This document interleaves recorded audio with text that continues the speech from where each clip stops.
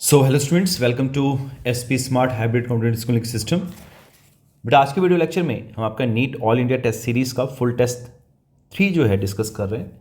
And इस particular video में बेटा हम आपके जोलॉजी का सेक्शन बी डिस्कस करेंगे। So let's start. सो बच्चे आप जोलॉजी का सेक्शन बी अगर देखें तो फर्स्ट क्वेश्चन 186 क्वेश्चन क्या बोल रहा है? The figure shows 4 animal A B C and D.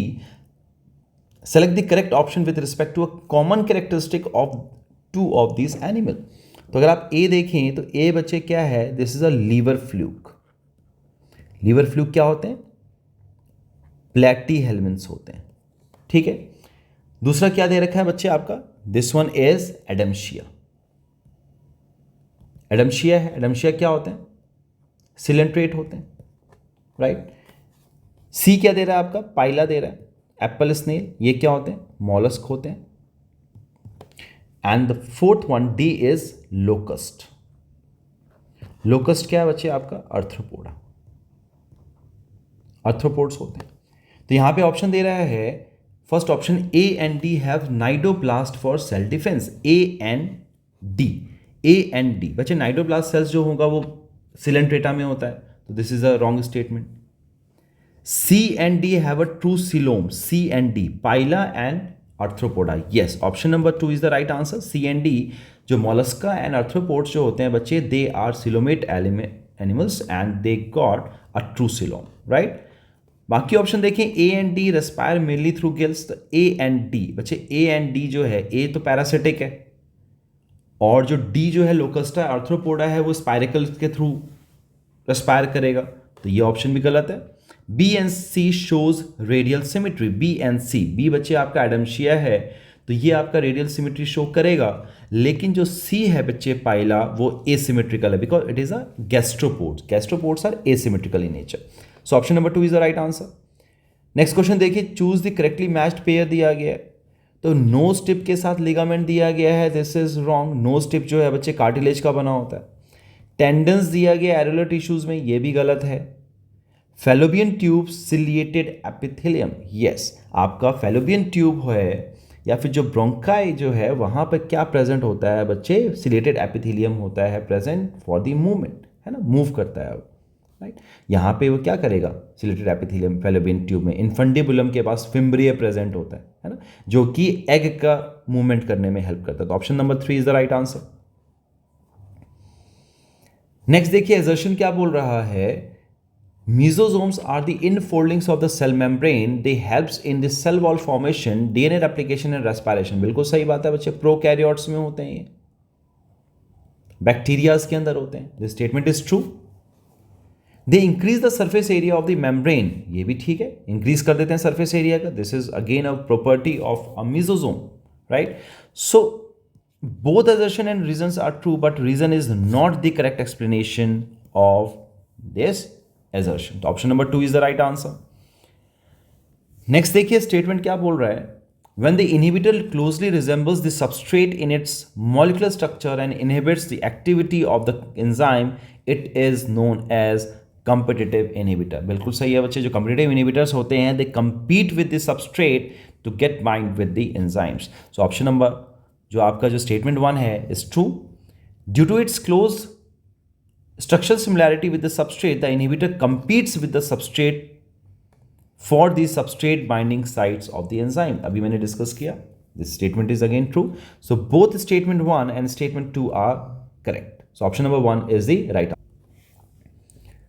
Next question देखेंगे बच्चे, pick out the correct statement बताना है हमें। तो यहां पे mitosis take place in the somatic cells and meiosis take place in the germ cells. This statement is true.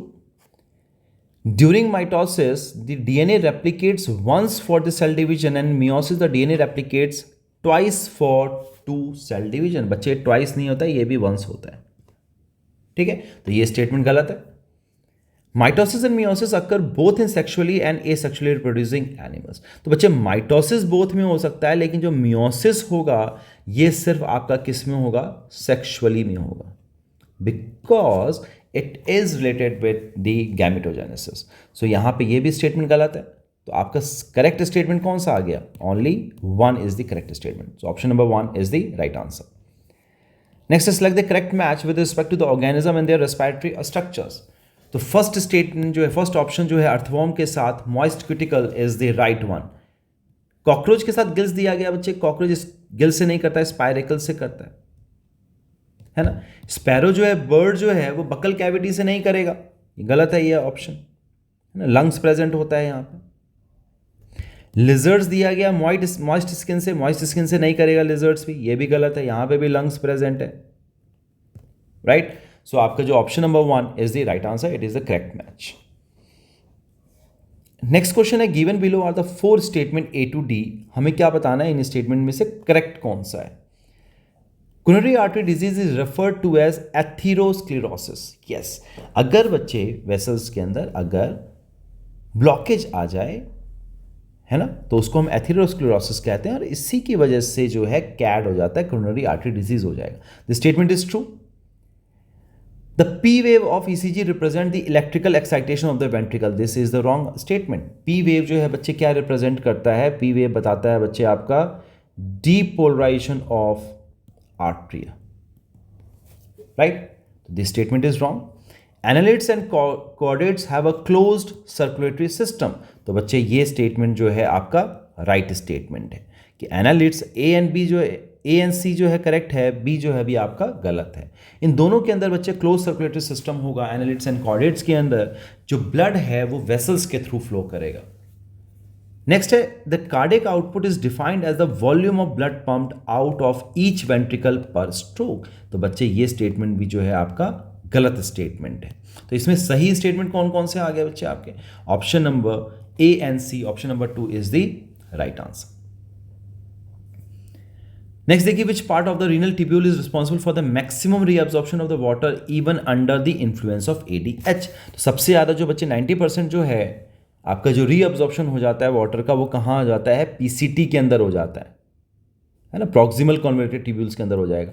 तो यहाँ पे अगर हम इसकी बात करें तो दिस इज PCT, ये आपका descending loop of Henle, this is ascending limb of Henle, this is DCT, और यहाँ पे कलेक्टिंग डक्ट आ जाएगा, right. This is PCT, this is Bowman's capsule, this is descending limb of Henle, this is ascending limb of Henle, and this is collecting tubule। और यहाँ पे क्या आ जाएगा, collecting duct आ जाएगा, this is DCT। तो आपका answer क्या आ जाएगा, option number 1 is the right answer. Next question देखें, एजर्शन दे रहा है, breast feeding during the initial period of the infant growth is recommended by the doctors for bringing up a healthy baby. बिल्कुल सही बात है, antibodies present होते हैं उसके अंदर, कोलेस्ट्रॉम द फर्स्ट मिल्क, है ना, मदर का जो निकलता है that is colostrum. So this statement is true. तो यहाँ पे ये आंसर तो ठीक है। The milk produce during the initial few days of lactation is called as colostrum, right, which contains several antibodies absolutely essential to develop resistant for the newborn babies. This is the correct statement, and जो reason है बच्चे यहाँ पर आपका, this is the correct explanation of the assertion. So option number 1 is the right answer. Next question है बच्चे, select hormone releasing IUD बोला गया है। तो हार्मोन रिलीजिंग बच्चे कौन सा होता है, LNG-20 is the hormone releasing intrauterine device. बाकी मल्टी लोड 375 की बात करें, CUT की बात करें और CU7 की बात करें, तो ये तीन जो हैं बच्चे ये क्या है, कॉपर रिलीजिंग है। These 3 are copper releasing IUD, right. So option number 2 is the right answer. Next question देखेंगे, इनकरेक्ट स्टेटमेंट बताना है बच्चे हमें। तो क्या है, RBC become sickle shaped under the low oxygen tension in the sickle cell anaemia. This is a true statement, है ना। जो 6th अमीनो एसिड है ग्लूटामिक एसिड, उसकी जगह पे क्या लग जाता है बच्चे, वेलिन लग जाता है ना। तो क्वालिटेटिव चेंज है ये। तो ऑप्शन नंबर 1 जो ये जो स्टेटमेंट है, this is true statement. Phenyl pyruvic acid gets accumulated in the brain and excreted in the urine due to poor absorption by the kidney. बिल्कुल सही है, फिनाइल कीटोन्यूरिया का एग्जाम्पल है ये। तो ये भी ठीक है आपका स्टेटमेंट। हमें इनकरेक्ट बताना है, in thalassemia alpha and beta globin chains are all together absent in the body. बच्चे ऑल टुगेदर नहीं होता है, अगर या तो अल्फा होगा या बीटा होगा।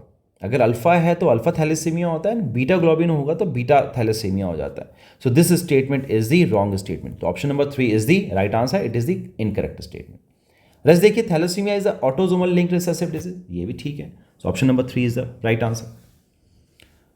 नेक्स्ट देखिए, स्टेटमेंट दे रहा है prior to the work of Oswald Avery, Colin McLeod and Maclean McCarthy, the genetic material was thought to be RNA. नहीं बच्चे, इससे पहले किसने काम कर लिया था? ग्रिफिथ ने काम कर लिया था। ग्रिफिथ ने क्या बताया था? ट्रांसफॉर्मेशन प्रिंसिपल दिया था, है ना।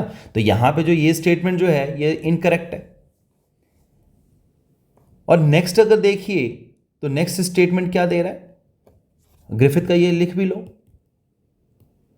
ट्रांसफॉर्मिंग प्रिंसिपल, ये इससे पहले का है ना, prior to the work of Avery, MacLeods and McCarty. तो this statement is wrong.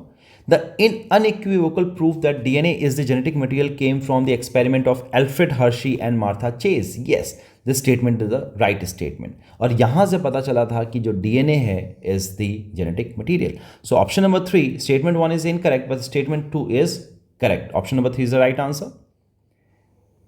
Next question देखिए बेटा, फिजिकल बैरियर में दिया गया है। फिजिकल बैरियर क्या होता है बच्चे? तो फिजिकल बैरियर जो है mucus coating of the epithelium जो है फिजिकल बैरियर में आ जाएगा। फिजियोलॉजिकल बैरियर की बात करें तो saliva and acid in the stomach की बात करें तो ये फिजियोलॉजिकल बैरियर में आ जाता है। सेलुलर बैरियर की बात करें तो मोनोसाइट्स, पीएमएनएलएस जो है, पॉलीमॉर्फिक न्यूक्लियर जो है, जो कि आपका न्यूट्रोफिल जो है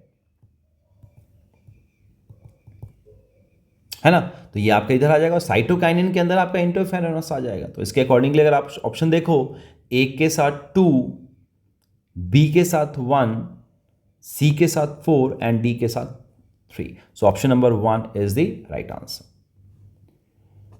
नेक्स्ट क्वेश्चन देखेंगे, which of the following is correct for the Swiss cheese. तो क्या है बच्चे स्विस चीज के लिए? Oldest item in which microbes were used, बिल्कुल सही है। सबसे पहला जो फूड आइटम यूज किया गया है, जो बनाया गया है, जिसके अंदर माइक्रोब का यूज किया गया है, इट इज द स्विस चीज। सो ये स्टेटमेंट ठीक है। हैविंग लार्ज होल्स, ये भी ठीक है आपका, है ना। और very small amount of CO2 produce, बच्चे बहुत ज़्यादा excess amount of CO2 produce होता है, जिसकी वजह से उसका टेस्ट है जो होगा वो आपका CO2 की वजह से ही होता है। तो ये स्टेटमेंट जो है it is the incorrect statement. End product of Propionibacterium shermanii, इसी की वजह से होता है बच्चे स्विस चीज, राइट। तो ये भी स्टेटमेंट ठीक है। तो आपका स्टेटमेंट गलत कौन सा है? ऑप्शन नंबर 3 जो है, ऑप्शन स्टेटमेंट सी जो है, only C is incorrect. Option number 3 is the right answer. Next question देखिए, the first transgenic cow produced human protein enriched milk which was nutritionally more balanced for the human babies because it contains। जो first transgenic cow जो बनाई, कौन सी बनाई गई थी? रोजी बनाई गई थी, इट्स रोजी।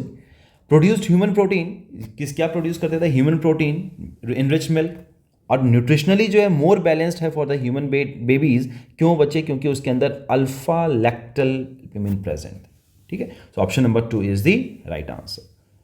So this is all about the solutions for the questions for the zoology section B. I hope बेटा आप लोगों के सारे solutions अच्छे से clear हो गए होंगे. So God bless you all. Take care. Thank you.